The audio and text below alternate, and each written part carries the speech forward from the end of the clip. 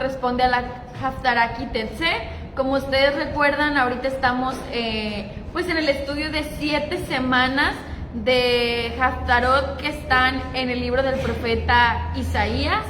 En la última sección del libro, a partir del capítulo 40, estas Haftarot conocidas como Haftarot de consolación o de consuelo, que es este periodo previo a las fiestas de otoño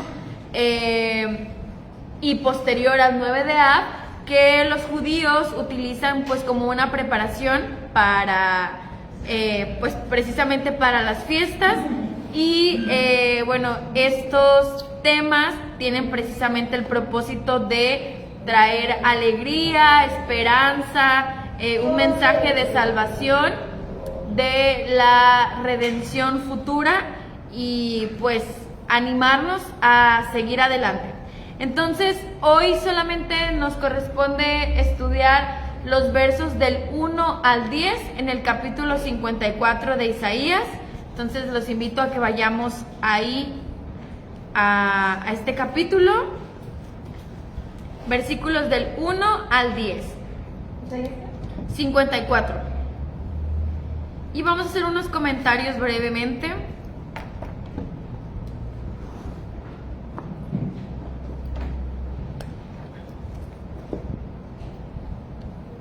Vamos a encontrar que entonces en este capítulo hay ciertas comparaciones y vamos a ver de quién se trata. Entonces, en el capítulo número 41 se utiliza la figura de una mujer estéril. Entonces, lo primero que quiero preguntarles, hermanos, es, en la antigüedad, ¿qué representaba el ser estéril? ¿Qué simbolizaba? Maldición, ok, ¿qué más?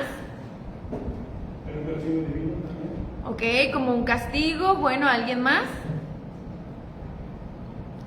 ¿Qué simbolizaba el ser estéril? Una mujer que era estéril, ¿cómo se sentía? Ok, sentía vergüenza. ¿Qué otras cosas creen ustedes que sentía una mujer estéril? Tristeza, vergüenza, angustia, y también era como un símbolo de deshonra. Sí, porque la señalaban, porque realmente era pues algo vergonzoso dentro de la sociedad, donde lo más importante era pues el ser fructífero, el no poder tener hijos. Sin embargo, encontramos que en las Escrituras el Eterno utilizó pues a muchas mujeres estériles, incluso las matriarcas de Israel fueron mujeres estériles. Y esto pues era parte de su plan. Pero aquí, hermanos, en este capítulo 54, ¿a quién se le está llamando estéril o comparando con una mujer estéril? Entonces, ok, a Israel, sí, puede ser. También puede ser aplicable a tanto a Israel como nación, pero también a otra cosa. A la tierra, muy bien, hermana. A Jerusalén como tal o a la tierra prometida también se le está llamando estéril. Entonces aquí, bueno, ya sabemos lo que representa. Entonces estamos diciendo que entonces Israel o Jerusalén eran una tierra o un pueblo que se encontraba en vergüenza, en deshonra, señalados, juzgados. Y si pensamos en el contexto histórico, pues sabemos que el profeta Isaías, como decimos cada vez que lo estudiamos, profetizó en los tiempos del cautiverio de Babilonia dominando a Israel. Entonces hubo una aplicación en su momento, porque pues precisamente la tierra estaba estéril porque estaba despoblada, e Israel como tal pues estaban bajo juicio y estaban en vergüenza y en deshonra, pero como hemos dicho, además de la aplicación histórica, siempre tenemos la aplicación profética, y en este caso pues siempre apuntando a el tiempo del regreso de Mashiach.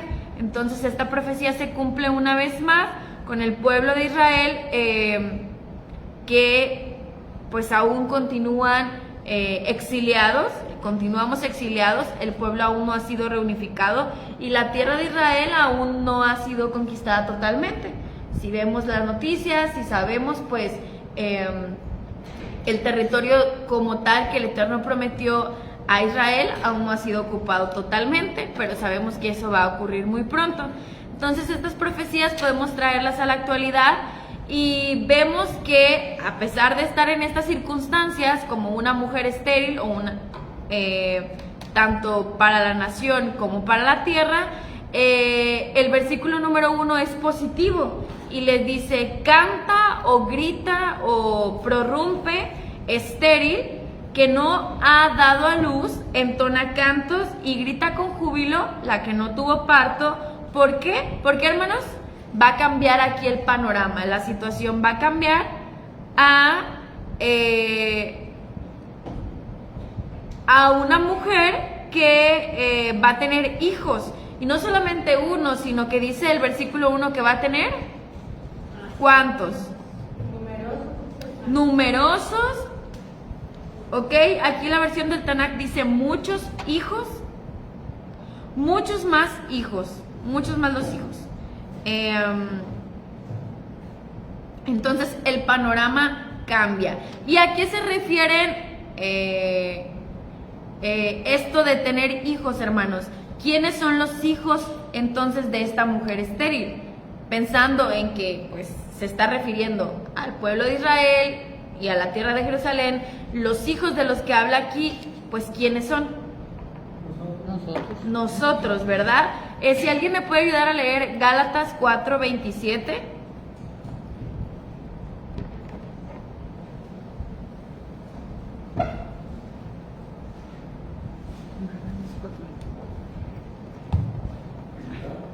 Gálatas 4:27.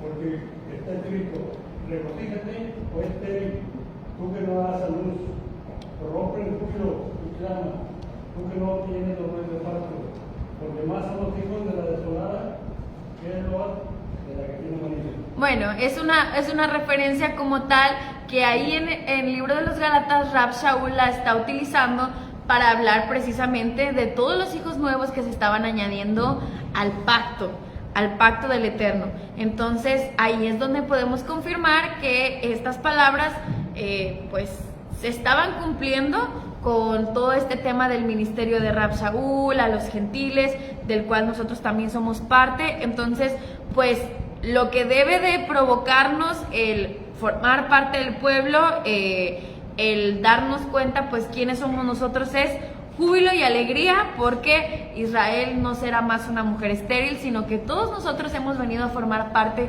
de ese plan del Eterno de redención y de restauración. Y aquí pues esta profecía dicha por el profeta Isaías tuvo su cumplimiento y continúa cumpliéndose hasta nuestros días.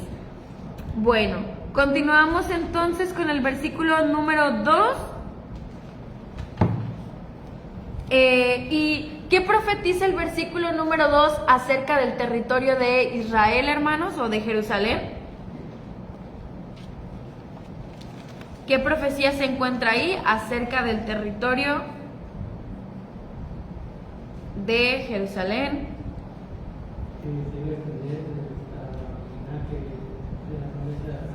Así es, que se va a extender.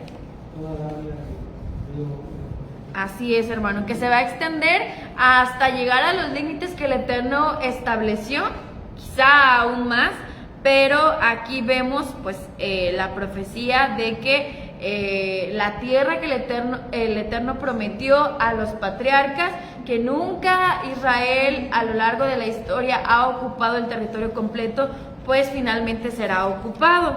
Aquí utiliza una figura como de una tienda, un tabernáculo que se extiende, porque pues tiene que agrandarse, como que abrir las cortinas para hacerse más espacioso. Bueno, esta es una profecía acerca del territorio de Israel y cómo será extendido de acuerdo a las promesas del Eterno. Bueno, continuamos entonces. Y bueno, aquí les decía, se utilizó la figura de una mujer estéril, pero en los siguientes versículos, precisamente en el 4, se utiliza otra figura de una mujer como, hermanos. Está la mujer estéril y acá encontramos a una mujer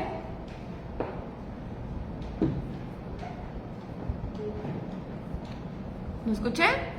Viuda. Una mujer viuda. Ahí dice, porque la vergüenza, la afrenta de tu viudez no recordarás más. En el versículo 4, en la parte final. Entonces el pueblo de Israel está siendo comparada con una mujer viuda que se quedó sin su marido.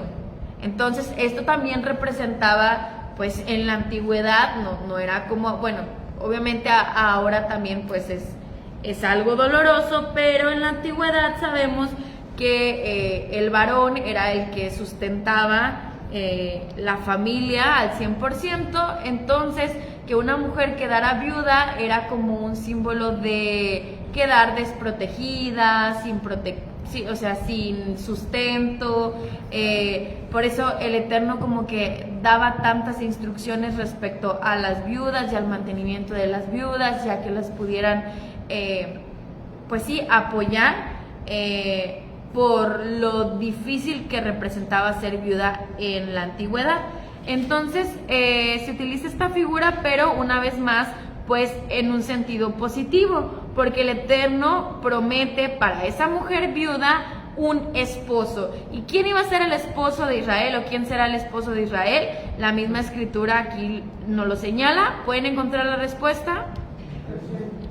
Tu marido es hacedor, Yahweh de los ejércitos. No.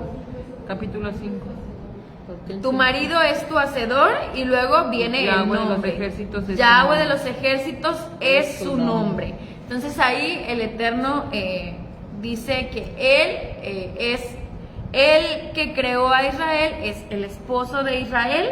Entonces esto entendiendo lo que acabamos de decir, una mujer viuda, dijimos, alguien que está desprotegida, alguien que está desamparada, alguien que necesita que alguien más la ayude. Entonces lo contrario, Israel con el Eterno como esposo, le está diciendo el Eterno que Él iba a ser su protector, su proveedor, su sustentador, quien la va a guardar y a proteger, y todo lo que representa pues el trabajo que tiene que hacer, el papel que tiene que hacer un esposo. Entonces el Eterno es el esposo de Israel. Dice, es tu recomprador. Recomprador, ok. Bueno, sí, se está utilizando la figura que veíamos hace rato que hemos estudiado de un redentor. Muy bien. Entonces esta es la promesa positiva que encontramos, de consuelo que encontramos para Israel.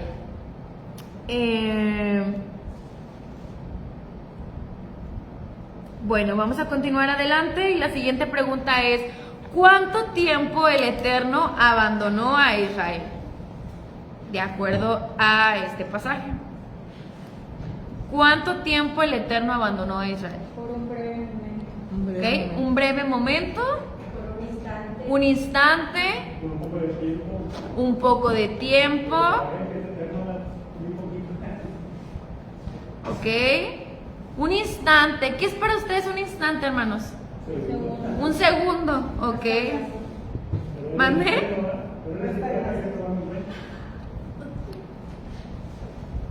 Ok, ¿y con qué se está, cuál es la comparación, el contraste de tiempo que encontramos ahí? Por un lado tenemos un instante y por el otro lado, busquen la comparación, hay un contraste ahí, perdón. Por un momento, pero Por un momento. Ok, por un lado tenemos al instante. ¿Y cuál es el otro contraste que encontramos?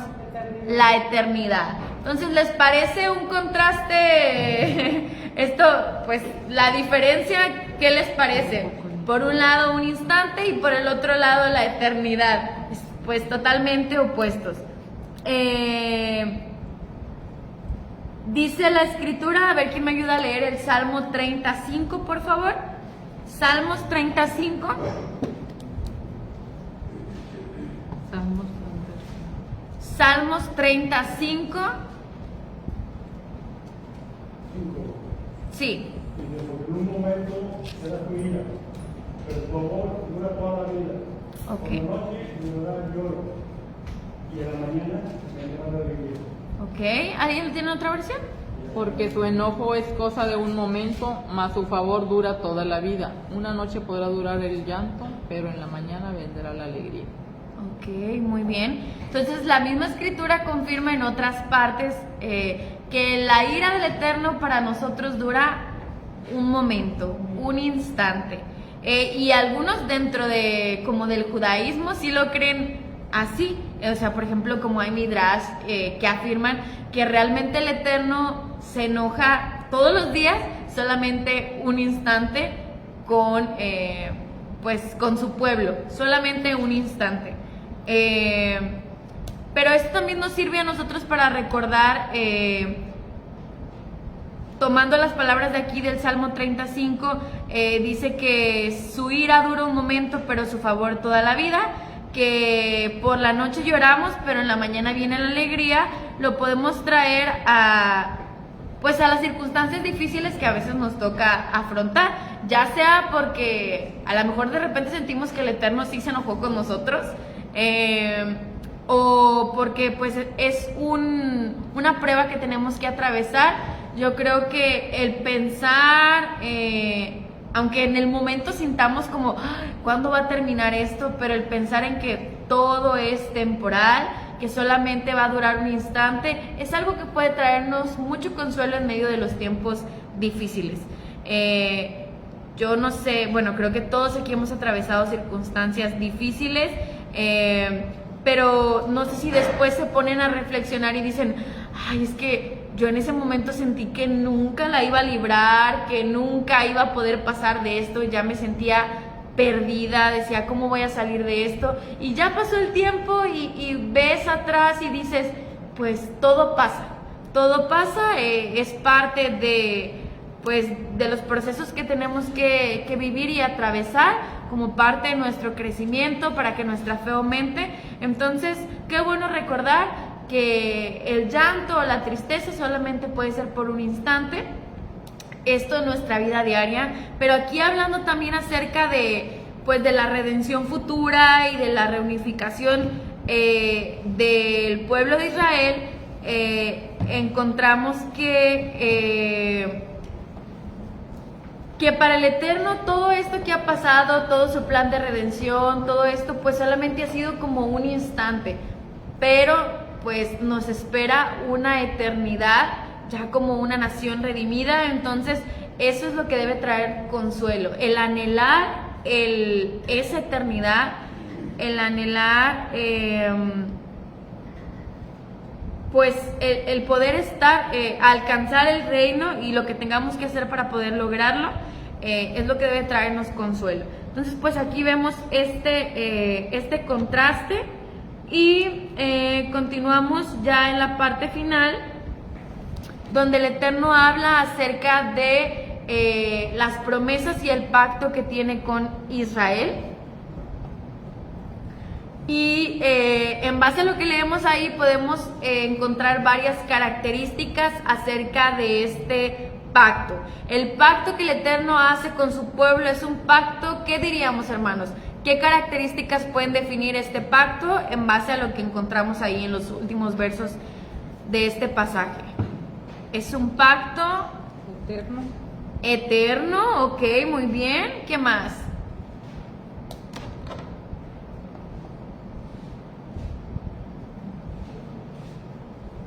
Pacto perfecto.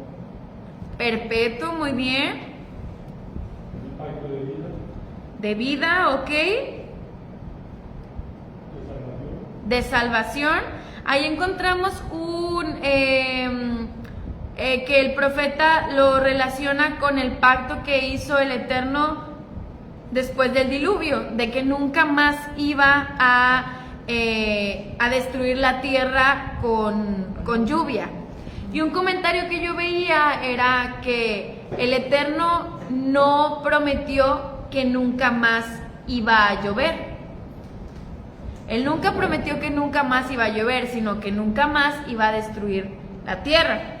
Y esto, aplicándolo en un sentido simbólico, pues lo relacionaba con lo mismo que veníamos hablando, que es necesario siempre, de todas maneras, pues recibir esas lluvias, esas a veces tormentas quizá, algunas pueden ser lluvias así como que símbolo de algo muy refrescante, de algo muy bueno, pero de repente pueden ser unas tormentas que simbolizan más bien situaciones complicadas. Entonces decía esa enseñanza, sin embargo, cada vez que llovió, se secó. Entonces, pues esto para recordarnos que a pesar de los tiempos difíciles y de tener que recibir lluvia o juicio o pruebas, como lo quieran llamar, la tierra se seca, es decir, viene nuevamente la calma. Entonces hacía esta comparación y me pareció, pues sí, muy interesante.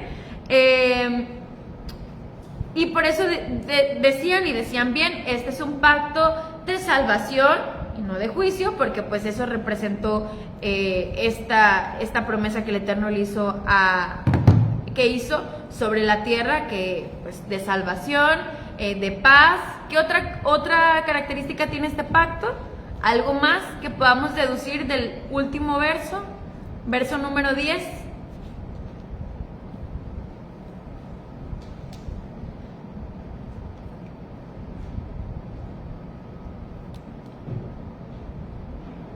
En el verso número 10 se utiliza la figura de los montes.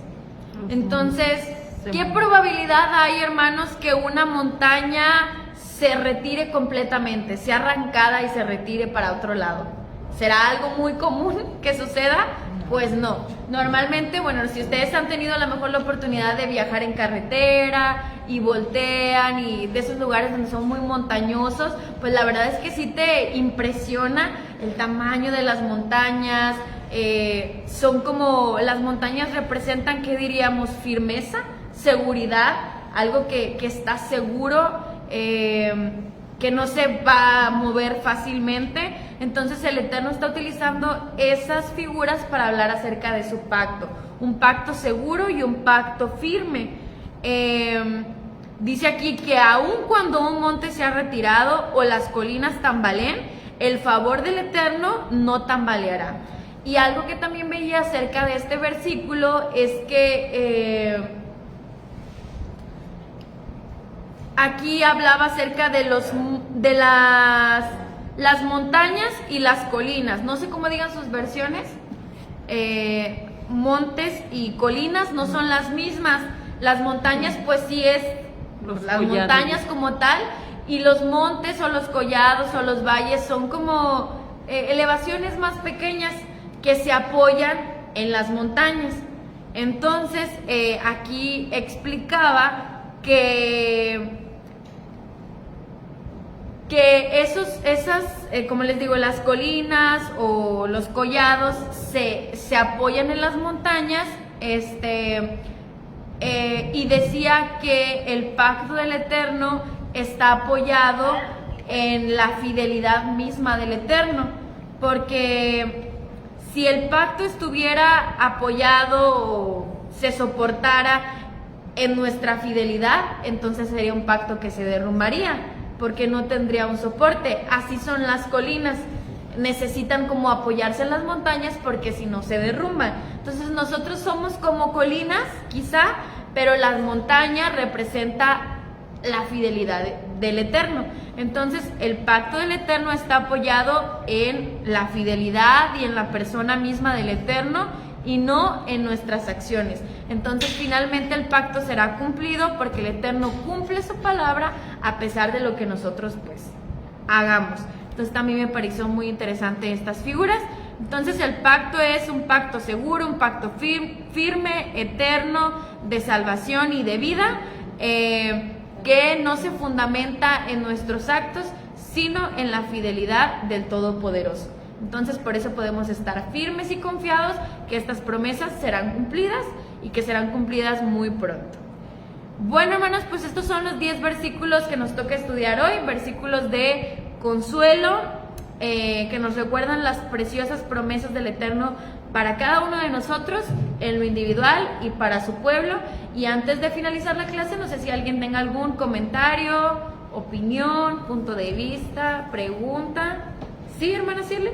Dice, aunque las montañas cambien de lugar y las colinas sean sacudidas, mi amor leal no se apartará de ti, y mi pacto de paz no será sacudido, dice el Eterno, aquel que tiene misericordia de ti. Muy bien. Ok, está muy clara la versión. ¿Alguien más? ¿Algo más que agregar? No sé si dijiste al principio que hoy era el quinto sábado Sí, de paz. sí. La quinta semana. Bueno, no sé si lo dije, pero van 5. Nos faltan solamente 2 antes de llegar a Yom Teruah. Quinta Haftarot de consuelo. ¿Alguien más?